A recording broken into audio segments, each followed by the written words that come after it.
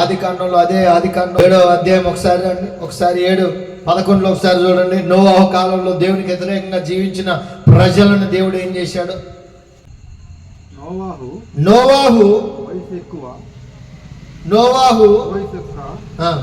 600 సంవత్సరము 2వ నెల 17వ దినమున మహాగాధ జలములు ఓటలన్నీ ఆ దినమందే విడవబడింది. దేవుని స్తోత్రం.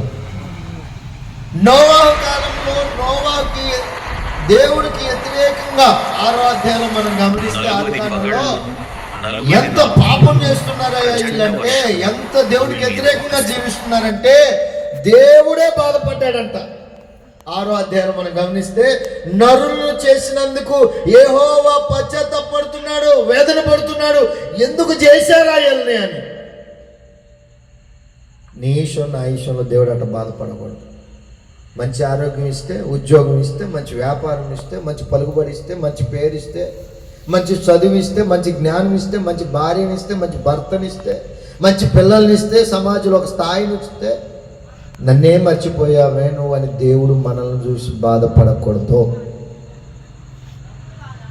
ఈ నోహా కాలంలో ఉన్న వాళ్ళు ఎంత చిన్న పిల్లలు మొదలుకొని పెద్దోళ్ళ దాకా చెడిపోయిన కాలం అది. ఆ కాలంలో దేవుడు చూసి అంటున్నారు, నోవాహు 7వ అధ్యాయం 1వ వచనంలో మాట్లాడతాడు దేవుడు, ఈ తరము వారిలో నీవే నీతిమంతుడువో, నీతిగా జీవిస్తే దీవించబడతాము, నీతిగా బ్రతికితే ఆశీర్వదించబడతాము, నీతిమంతుడైన యేసయ్యను అంగీకరిస్తే మనము కూడా నీతిమంతులం అవుతాము. హల్లెలూయా. అబ్రహాము దేవుని నమ్మిన అది అతనికి నీతిగా ఎంచబడింది. ఎవరెవరైతే యేసు ప్రభుని అంగీకరిస్తారో వాళ్ళందరూ నీతిమంతులే. పరిశుద్ధుని వెంబడిస్తున్నాం మనమందరము పరిశుద్ధులమే. పాపులమైన మనల్ని పరిశుద్ధులుగా ఆయన మారుస్తున్నాడు. హల్లెలూయా. దేవునికి మహిమ కలుగును గాక. వారిని చూసి బాధపడి 40 రోజులు రాత్రి పగలు ఒకటే వర్షం. 40 రాత్రులు 40 పగలు అంటే ఒకసారి ఆలోచించండి. మనం చేసే పాపాలు దేవుడికి నచ్చక ఒకవేళ ప్రపంచ వర్షాన్ని రప్పించాడనుకో, తోమలు ఎప్పుడు పడ్డాయనుకో. కాబట్టి చెప్తున్నా, మనము దేవుని దగ్గర కర్తుకుంటేనే మనం కర్తుగా దీవించబడతాము. దేవునికి వ్యతిరేకంగా జీవించామా లేనిపోని ఇబ్బందులే. 40 రోజులు వర్షానికి ప్రపంచం అంతా నీళ్లు నిండిపోయినాయి అంట. ప్రపంచం అంతా నీళ్లతో నిండిపోయింది. జల సమాధి అయిపోయారు ప్రజలందరూ, జల సమాధి అయిపోయారు. దేవుడే కలగజేసుకున్నాకేం లేదండి వాళ్ళు. నోవాహు చెప్తూనే ఉన్నాడు, 1 రోజు కాదు 2 రోజులు కాదు, నమ్మండ్రా దేవుణ్ణి, నమ్ముకోండ్రా నాయన, రాబోయే ఉగ్రత నుంచి తప్పించబడతాము. ఇదే కదా ఈరోజు సేవకులు చెప్పేది. దేవుడు రాబోతున్నాడు, యేసు రాజుగా రాబోతున్నాడు. సూర్యుడు నలిపోయే రోజు ఒక రోజు ఉంది, చంద్రుడు ఎరిపోయే రోజు ఉంది, వ్యభిచారులు ఏడ్చే రోజు ఉంది, దొంగలు ఏడ్చే రోజు ఉంది. నమ్మండి.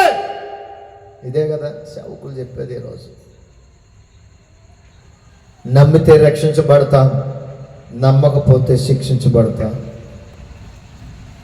అందుకనే భక్తుడు, నా చిన్నప్పుడు ఒక పాట ఉంది, సూర్యుడు నలుపై రోజు, చంద్రుడు ఎరుపై రోజు,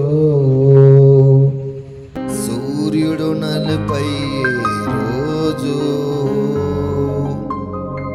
చంద్రుడు ఎరుపై రోజు, భూకంపం కలిగే రోజు, దిక్కులే కారచే రోజు,